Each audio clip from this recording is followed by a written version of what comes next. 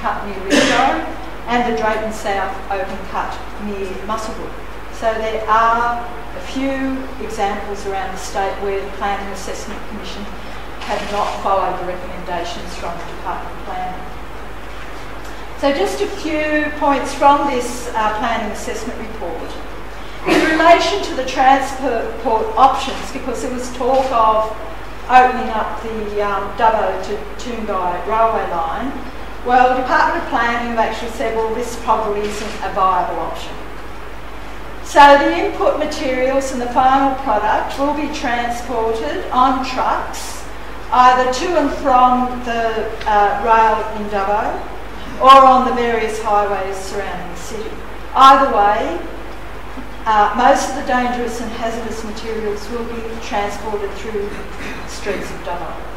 And as I said, the proposal is for 158 heavy vehicles movements per day for the 20 years. And interestingly, the traffic assessment report concentrates on predicted movements on the highways in the future. They don't actually tell you what this percentage increase is for today's traffic movements. So they're the types of things to look at in the assessment reports. There's also no conclusion on the water supply. More licences are actually needed to be purchased from the Macquarie River or groundwater sources. And water use is one of the key, really important aspects of this project. And planning have decided that it's a business risk for Alkane to sort out. But the reality is, if the project gets approved and they don't get enough water, they'll be dropping back on their dust suppression and a number of key requirements, and it's generally up to the community to make sure that projects such as these are actually complying with their conditions of approval. So presumably they're getting the water from the quarry. How much are they paying per litre or per meg for it? Well, they'll be out on the open market, so okay. whatever the current trading price is. Yep. So they do have some general security licence, some high security licence, but they've got quite a large shortfall on their 4 gigalitres of water. So as I said, in the Department of Planning's assessment report, the rehabilitation of the mine site is barely considered. So the fact that the 7 million tonnes of salt will be buried, wrapped in a double layer of HDEP. There's no discussion of the lifespan of this material. There's no discussion of who's responsible for the legacy in the future once the mine is decommissioned. So all the rehabilitated solid waste areas will contain toxic materials. And as I said, there's just no discussion of what will happen with all of this in the future. And it's also very hard in the assessment reports to understand where the materials are coming from that they're rehabilitating over the top of these solid waste areas. And as I said, the lack of the identified protection mechanism for the on-site biodiversity offset area is important, because in the Hunter Valley, offset areas on coal mines have often been overturned later to access the coal underneath. So there is additional ore in this site, and it could be under the land where the biodiversity offset area is. So there's the possibility of future expansion of this mine. And so the business of the permanent protection of the biodiversity offset area is something that everyone really needs to be questioning with the Planning Assessment Commission. So there's numerous other problems in that report and lack of information, so I'm advising everyone it's important to have a look at that.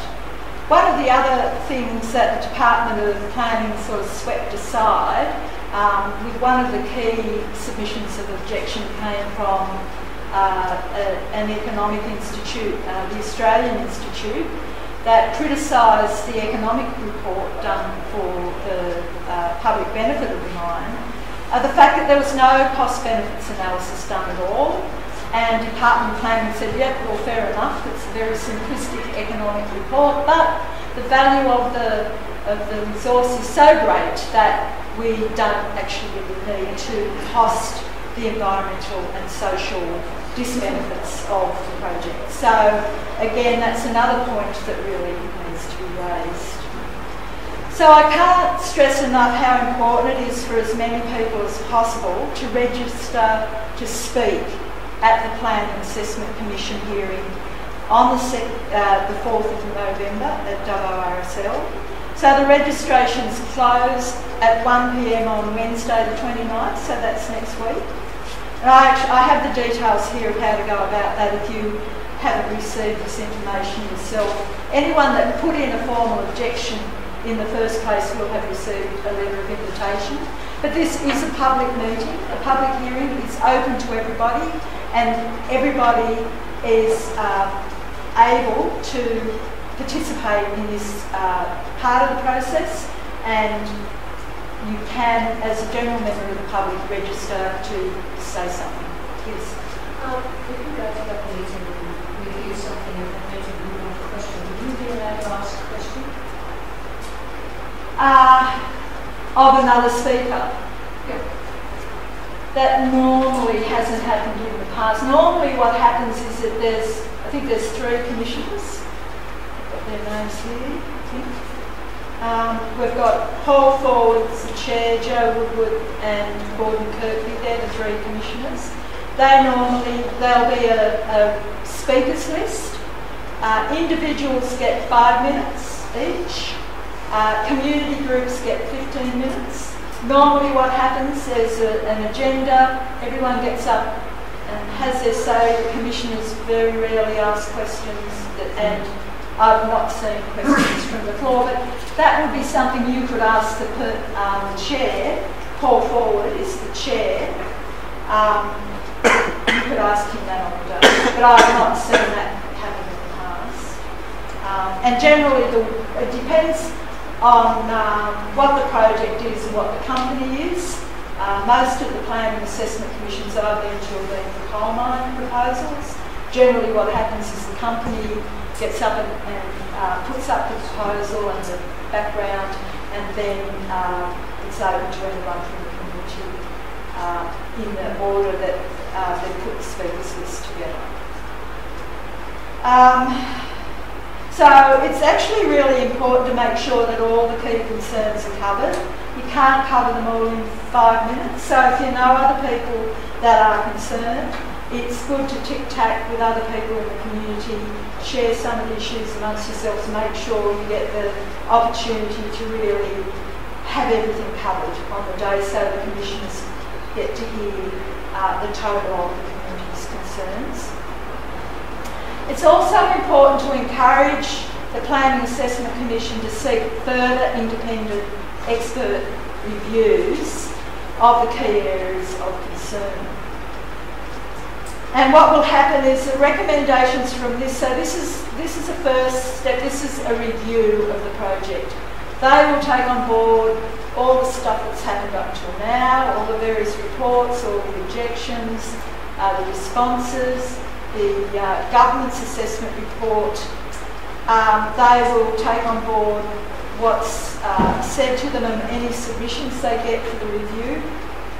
They will then have a report that goes back to the Department of Planning. Department of Planning looks at all of that. What generally happens is Department of Planning then writes up some draft conditions of approval. That will go to another Planning Assessment Commission, and it depends entirely on the interest around the project whether that second commission runs another public meeting. Often they'll just huddle in a room together and make their final determination.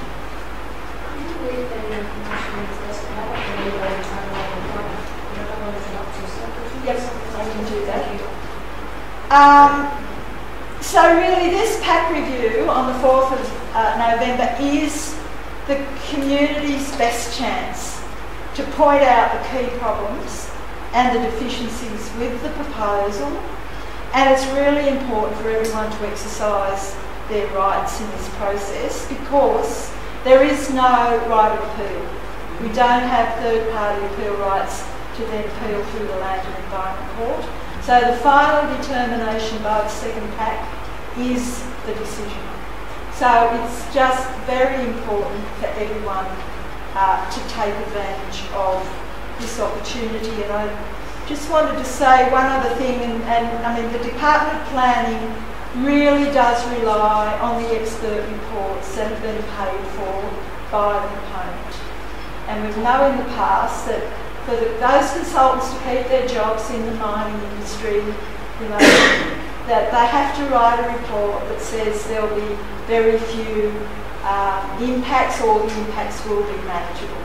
So the fact that Department of Planning does not go off and get any independent information, it's really important for the community to push that the Planning Assessment Commission can have a serious look at some of the deficiencies in this project. I was just wondering, with the waste, where does the 7 million tonnes of salt come from?